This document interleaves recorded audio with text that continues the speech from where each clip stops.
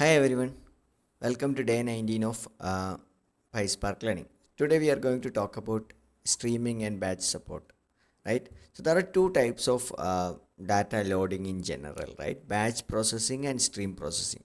So what is batch processing? Batch processing involves processing large volume of data at once. Like you, either large or small, you have a set of data you wanted to store that. So that can be called as batch. And streaming is kind of continuous real-time data. The data would keep changing and you wanted to keep storing the data continuously. If you are getting some live information from traffic or maybe monitoring some of the IoT devices, right? You probably using stream processing. So I have created an example how the batch processing and stream processing work. So we'll learn that today. So what we are learning here is like Spark support batch processing and stream processing. Here we are using like Delta Lake, which supports this too, and we are going to go through an example. Yeah, we'll move on to the Databricks. Yeah, on this day 19, we are going to talk about batch and stream. So we have already covered as said schema evaluation, and last two classes we were talking about optimization and performance, right? So what is batch processing? Batch processing yeah, this is the same definition. I don't want to waste time. So all the normal activities which you may have done to store the data can be called as batch processing. Maybe this one, right? This can be considered as batch because you are storing a set of data one time, right? So we are storing this into day 19 DSA. So if I run this can be considered as a batch. Anything which you are normally storing, you can call it as batch. So here I'm doing an append.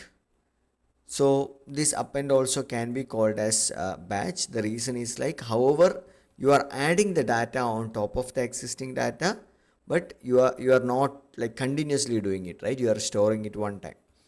So this append can also called as a batch. So now it comes to stream processing. We may have done batch processing most of the time without realizing that is batch. Hope the definition which I have shared you helped you to understand that you were doing the batch processing earlier, right? So now comes to stream processing. So we have like Azure Stream Analytics. There are many tools out there Kinesis and so many tools you may have heard about Stream Analytics. Like how you may have to get the data from outside continuously, right? You have these kind of tools which help you to get this data here. So I don't have I'm not going to take any of this connector because we have community edition. So what I'm going to do here is like I'm going to replicate a scenario where I'm going to read my one of my like a delta file, right? This is the same thing, I think. Yeah, delta source file. I'm considering this as my source stream, and I'm going to write that into a different file. I'll show you how this is getting written. Okay, so this is my earlier example. So I'll create a new one called 4, and we need to, yeah, maybe before we go, right? So this is a kind of streaming which we are populating. What we have done, like I created a data frame with multiple tuples, that same data, but yeah, and I'm calling it a streaming, and I'm storing this data continuously. How I'm doing this? I have taken this result into a loop, and I am reading one record at a time, and I'm appending that data into my table, and I'm waiting a 5-second delay. So that means like after every like read, so I'm like, sorry, every write I'm having a wait. So it looked like a streaming, right? You are keep getting the data. So that is what this step does. So it keep adding the data into my like DSA delta table source.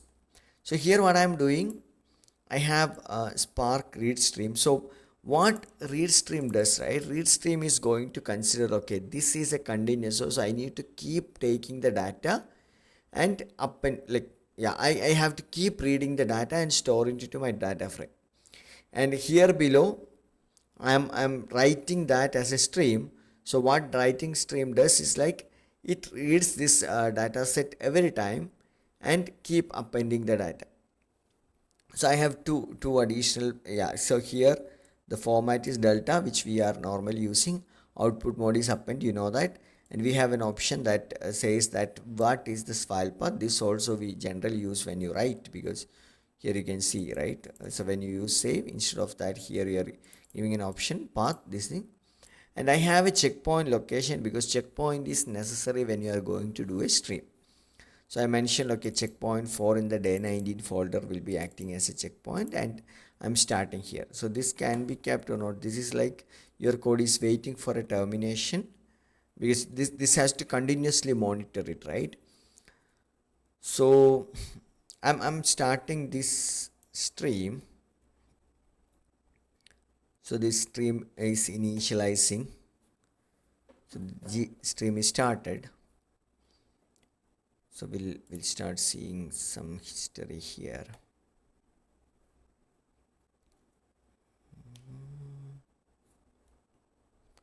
So this is a streaming history which I have been testing, so don't get worried about this.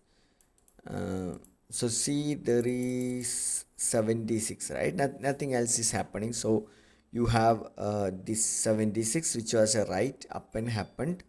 That was the one which I did a few minutes ago. Now, like there is nothing, right? The system is trying to write, but there is nothing flowing in, right? So what I'm going to do, I'm going to run my append query. So that is, you know what it is going to do. It is going to keep adding this rows one by one. So I have this David added, right? So here you can start seeing some changes. So previously it was 76, right? You can see 77, 78, 79 started populating. You can also see a graph which just keeps showing you the changes of records getting added. Input is like every 1 second, those information. So yeah, I don't want to get that configuration. You can see here it get adding, right? So now what you have to understand is like this writing of streaming happening based on this insert which I am making. Like I'm keep adding the records here. I have added 3 plus 3 plus 3, yeah, 7 records, and system started reading and it created 6 records by now. The next one will get added. So that is how streaming work. It goes to your source, keep reading the data, and keep appending that record, right? So this is how the stream reading works and stream writing work. So we can use the same write stream reading, and your data frame would change, and in your data frame you can use like Azure Stream Analytics or Kafka or any other sources which you can use, and like replace this. Since I just wanted to keep this simple and show you how these changes happen, I use this. Okay. So now if you take this file, right, delta table source 4, if you read this, you will be able to see that data. Now we have 88 from 76 to 88. So here the insert is completed. We had around 6, how many, 10, 12. 12 were there, so that means 88 should be the number, because 76 plus 12. Yeah, so 88. So now you won't get anything get added unless and until there is an insert happening on this data. Okay. So if you wanted to keep populating, keep seeing the changes, what is happening on this data, you still be able to do that. Like if I start this again, because I haven't, my connection is still open. Just keep this in mind. My query is still open, and it is ready. It is kind of like monitoring. Do I have any new changes coming? I'm ready to receive. I am ready to receive. And here you can do anything. This I have written into Delta Lake. You can write it to a console. Anything which you wanted to do, you can do that. You can see, I think here on top you can see 2 3 records added. That should definitely get reflected. See, that 88, another 3 got added.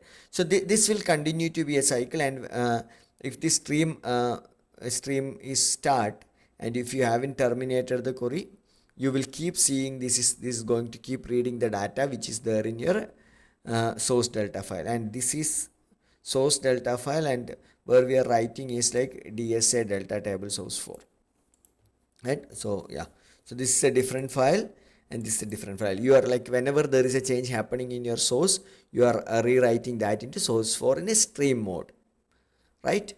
So hope this is clear. Stream is like continuously monitoring and getting the data. Wherever the changes happen, the changes would be captured and stored here.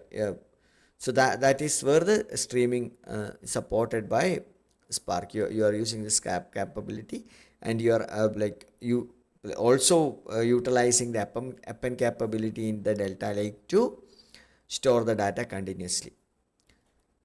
Yeah, so by the time let it, yeah, it would be keep running, and you can stop if you think that, okay, I don't want to monitor this anymore, you can stop this.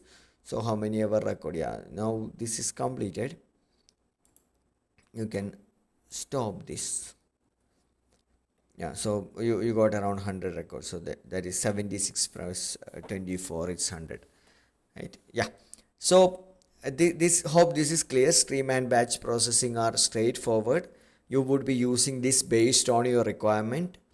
Like if you wanted to store one time a set of data, you will be using batch, but if you think that you wanted to monitor and continuously store the data, you would be using stream. So you need to understand the concept, and you can also see how this code, we have this stream supporting codes here, read stream and write stream. So these are the two things which is there in a data frame that help you to do it, and delta table supports this, right? So that is all about streaming and batch processing. Hope this is clear. And with this we were like last 4-5 sessions we were primarily focusing on delta tables. So we talked about what is delta table, how this is storing, like how this is helping you to do your asset transactions, how you can time travel and go back to previous versions, how optimization can be done. You also learned how vacuum would take away your versioning capability when you clean your historical file, and how optimize combine multiple files, and when you do every insert you are going to add another file into your yeah, day 19, these are the checkpoint. And did we store the table? Yeah. So it should be somewhere. Yeah. And I was using so many folders that I don't want to waste your time.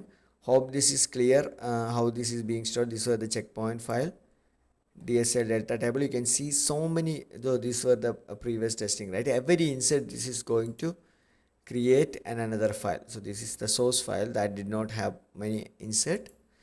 So there were no partition, that's why you were not seeing any subfolders in it, right? Yeah, so that is pretty much about delta files and various features we need to cover in delta tables. So on tomorrow onwards we'll be going back to the Spark, and we'll learn like what are the advanced features and how we can, like we'll try doing a sample project if possible, or will let me review all this what we have covered in around like 19 sessions, and whatever is missing we will be adding in the upcoming sessions. Thank you for watching. Have a good rest of the day.